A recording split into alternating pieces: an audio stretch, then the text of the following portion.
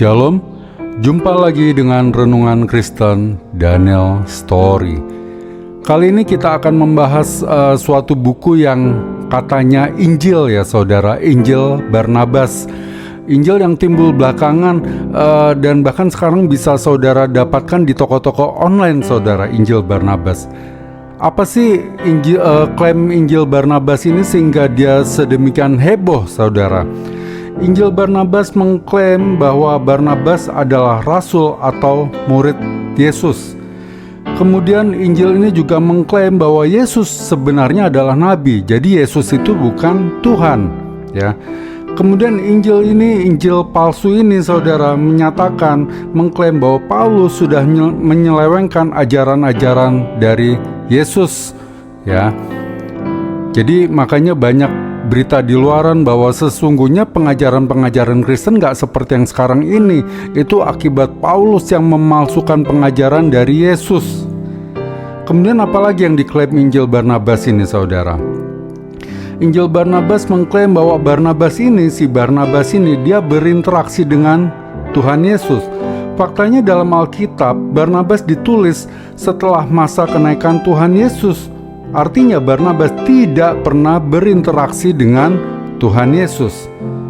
Kemudian apalagi yang diklaim yang katanya Injil ini? Dalam kitab Barnabas ini, dalam buku ini dijelaskan yang disalibkan adalah Yudas. Ini yang sering dipakai oleh orang untuk menyerang kekristenan. Di Quran pun tidak ada penjelasan bahwa yang disalib adalah Yudas. Nah, ini adanya di buku yang katanya Injil Barnabas ini saudara. Kemudian Injil Barnabas juga mengeksploitasi ketegangan antara Paulus dan Barnabas seolah-olah ada perseteruan mengenai pokok-pokok ajaran doktrinal saudara di antara Paulus dan Barnabas. Faktanya di Kisah Para Rasul 15 ayat 35-41 Alkitab mencatat perselisihan tersebut hanya masalah Barnabas mau mengajak Yohanes yang disebut Markus atau penulis Injil Markus itu yang adalah keponakan Barnabas. Tapi Paulus tidak setuju untuk mengajak si Markus ini saudara. Jadi perselisihannya bukan masalah yang doktrin saudara, bukan masalah doktrinal. Kemudian Injil Barnabas banyak menceritakan mengenai nabi yang akan datang, yaitu Nabi Muhammad menurut klaim dari Injil Barnabas ini. Sekarang kita lihat fakta-faktanya saudara. Injil ini diketemukan oleh seorang biarawan Katolik bernama Fra Marino di perpustakaan Paus Sixtus ke-5 antara tahun 1585 sampai 1590. Jadi ketika dia di perpustakaan itu, dia menemukan kitab kuno bersampul kulit dan bertinta emas. Ketika dibuka ada kisah ketika Adam dan Hawa diusir dari surga, dan di langit ada tulisan La ilaha illallah Muhammad Rasulullah. Kemudian dia masuk Islam si Fra Marino ini. Kemudian Injil ini diterjemahkan ke dalam bahasa Spanyol oleh Mustafa de Arande. Para ahli membuktikan bahwa sebenarnya Fra Marino ini ya adalah Mustafa de Arande itu sendiri saudara. Jadi waktu itu ada politik pemaksaan agama oleh Katolik ya, sehingga Fra Marino dengan sangat terpaksa masuk Katolik saudara, walaupun hatinya menolak. Pada saat menjadi biarawan tersebut, Fra Marino menulis Injil Barnabas ini mencapai sekitar 220 halaman saudara. Saking dia mungkin dendamnya saudara kepada kekristenan. Ya, padahal keempat Injil yang ada di Alkitab yang terbanyak pasalnya yaitu Injil Matius hanya ada 28 pasal saudara. Nah, mulai diterjemahkan untuk dicetak oleh Laura Craig dan Lendl dengan disertai sekitar 100-an halaman analisa kritis bahwa Injil ini pasti adalah produk abad pertengahan. Jadi ada satu analisa kritis di cetakan itu saudara, sekitar 100 halaman. Diterjemahkan juga oleh beberapa orang dalam berbagai bahasa, kemudian dicetak di Karachi dengan membuang telaah kritis yang membuktikan kepalsuan Injil Barnabas serta membuang teks asli Italianya saudara. sehingga terkesan cetakan inilah yang asli. Jadi ada nuansa ketidakjujuran ketika buku ini diperkenalkan, termasuk juga di Indonesia, saudara, dengan membuang analisa kritis 100 halaman tadi itu, saudara. Diakui buku ini ditulis oleh rasul yang bernama Barnabas. Kita cek faktanya, saudara. Faktanya di Matius 10 ayat 1-4 tidak ada rasul yang bernama Barnabas. Barnabas justru bergabung dengan 12 rasul setelah Tuhan Yesus naik ke surga. Barnabas adalah orang Lewi dari Pulau Siprus. Kisah Para Rasul 4 ayat 36 dan 37. Jadi Barnabas ini nama lainnya adalah Yusuf, ya. Barnabas datang pada rasul-rasul dengan membawa uang dari menjual ladang dan meletakkannya di kaki para rasul. Artinya Barnabas bukan bagian dari para rasul, melainkan orang yang datang kepada para rasul. Kemudian fakta berikutnya, yang katanya Injil Barnabas ini tidak memakai bahasa Aramik, yaitu bahasa sehari-harinya Tuhan Yesus, tidak memakai bahasa Yunani yang merupakan bahasa internasional saat itu, maupun bahasa Ibrani, yaitu bahasa keagamaan Yahudi pada masa itu, melainkan memakai bahasa Italia, saudara. Jadi bahasa yang dipakai adalah bahasa aslinya, yang katanya kitab ini adalah bahasa Itali. Padahal bahasa Itali berakar dari bahasa Latin yang akhirnya barulah terpecah menjadi bahasa Spanyol, Itali, Prancis, Romania, dan Portugis. Jadi pada era Yesus belum ada bahasa Itali. Makin tidak masuk akal ya saudara jika bahasa Itali yang belum ada tersebut malah dipakai Barnabas yang adalah orang Yahudi di abad pertama. Jadi ini sesuatu yang mustahil, saudara. Kemudian fakta berikutnya, dalam Injil Barnabas diketemukan ada kutipan dari Dante Alighieri, yaitu Divine Comedy, yang terkenal sekitar tahun 1300-an, ya, berarti di abad ke-13, saudara. Berarti Injil Barnabas harusnya lebih muda dari Dante Alighieri tersebut. Di situ disebutkan adanya 9 tingkat surga. Nah, ini pun bertentangan dengan Quran. Di Quran itu ada 7 tingkat surga, bukan 9, saudara. Jadi tidak mungkin Injil Barnabas ditulis di abad pertama karena mengutip pernyataan dari abad ke-13. Nah, ini makin aneh lagi, saudara. Kemudian fakta berikutnya, Barnabas dalam Injil ini tidak tahu bahasa Ibrani maupun bahasa Yunani, karena menurut Injil ini Yesus disebut Kristus dan dijelaskan bahwa Yesus bukanlah Mesias, melainkan akan ada Mesias yang akan datang yang diutus Allah untuk seluruh penduduk di bumi. Jadi Yesus Kristus bukanlah Mesias, saudara. Ya, padahal Mesias adalah bahasa Ibrani yang artinya adalah yang diurapi.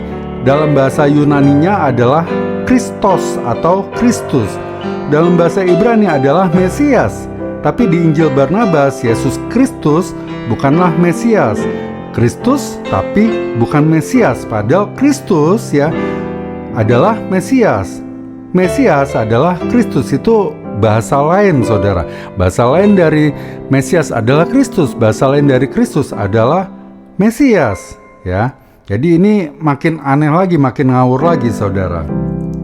Jadi artinya sesungguhnya penulis kitab ini tidak paham bahasa Ibrani dan Yunani. Faktanya, saudara, seharusnya orang Yahudi saat itu, ya, orang Yahudi abad ke-1, abadnya Tuhan Yesus, di masanya Tuhan Yesus, pasti memahami bahasa Ibrani dan Yunani. Ini pun bertentangan dengan Quran. Muhammad tidak pernah disebut sebagai sebagai Al-Masih. Hanya Isa yang diberi gelar Al-Masih. Isa Al-Masih, nggak ada Muhammad Al-Masih, ya. Jadi Al-Masih atau Mesias. Jadi hanya Yesus yang disebut Mesias, hanya Isa yang disebut Mesias. Muhammad tidak pernah diberi gelar sebagai Mesias, ya, saudara. Berarti Injil Barnabas ini pun bertentangan lagi, selain dengan Alkitab juga dengan Quran. Fakta berikutnya, ada beberapa kutipan Quran di Injil Barnabas, padahal saat itu Quran juga belum ada. Kesimpulannya, Injil ini ditulis sesudah ada Quran dan bukan di abad pertama di zaman Barnabas hidup. Fakta berikutnya lagi. Di Injil Barnabas diceritakan bahwa Maria melahirkan tanpa rasa sakit. Padahal di Quran sendiri dijelaskan Maria melahirkan dengan rasa sakit. Jadi sekali lagi bertentangan dengan Quran. Ajaran Maria melahirkan tanpa rasa sakit timbul pada abad pertengahan di gereja barat atau sekarang Eropa Barat, saudara, sebagai suatu kepercayaan. Berarti kesimpulannya apa? Kesimpulannya penulis sesungguhnya berasal dari Eropa Barat, saudara, ya, pada abad pertengahan dan bukan pada abad pertama di Yerusalem. Fakta berikutnya lagi apa? Menurut Yesusnya Injil Barnabas ini, babi itu halal. Berarti bertentangan juga dengan Quran. Tetapi anehnya banyak orang Islam yang menyerang kekristenan dengan memakai Injil Barnabas ini. Jadi pertanyaannya, teman-teman Muslim percaya atau tidak dengan Injil Barnabas? Kalau percaya sehingga memakai Injil Barnabas ini, kenapa banyak hal yang bertentangan juga dengan Al-Quran di Injil Barnabas ini? Tapi pihak Muslim tidak mau menerima itu kan? Kemudian fakta berikutnya, penulis Injil Barnabas terbukti tidak tahu geografis Yerusalem atau Palestina, ya, karena menceritakan Yesus berangkat menuju pelabuhan Galilea. Jadi Yesus berangkat dari pelabuhan Galilea dan menumpang kapal perahu yang berlayar menuju Nazaret. Nah, ini dia saudara. Fakta geografisnya, Nazaret itu ada di tempat tinggi, ya, di wilayah perbukitan. Jadi wilayah Nazaret itu adalah wilayah perbukitan, saudara, bukan dataran rendah, dan tidak ada laut atau sungai di Nazaret. Kemudian diceritakan Yesus naik dari Nazaret ke Kapernaum. Sekali lagi, naik dari Nazaret ke Kapernaum. Faktanya, Kapernaum itu adalah kota pesisir pantai. Jadi harusnya ditulis turun dari Nazaret ke Kapernaum atau naik dari Kapernaum ke Nazaret, bukan sebaliknya, saudara. Jadi sekali lagi, si penulis tidak tahu akan letak geografis Yerusalem, Nazaret, dan daerah Palestina dan sekitarnya, saudara. Kemudian fakta berikutnya, penulis Injil Barnabas tidak tahu sejarah karena menceritakan bahwa Yesus lahir ketika Pilatus menjadi gubernur.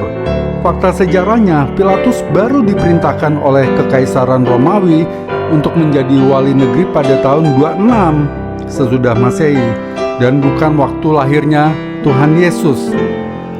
Fakta berikutnya lagi, nih banyak sekali fakta-fakta yang kita dapati, saudara, yang membuktikan Injil ini ngawur, tidak ditulis oleh Barnabas yang hidup pada abad pertama, ya, di Yerusalem. Fakta berikutnya apa? Dalam Injil Barnabas dikatakan tahun Yobel terjadi 100 tahun sekali. Faktanya di Alkitab 50 tahun sekali, saudara, bukan 100 tahun. Jadi kesimpulannya apa? Kesimpulannya penulis Injil ini malah tidak tahu tradisi Yahudi. Pada tahun 1300 di gereja Roma Katolik, Paus Bonifasius ke-8 menetapkan tahun Yobel untuk gereja Katolik pada tahun itu adalah setiap 100 tahun sekali.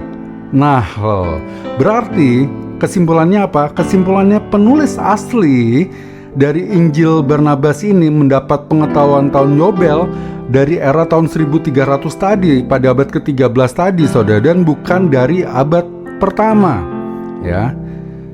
Kemudian fakta berikutnya apa?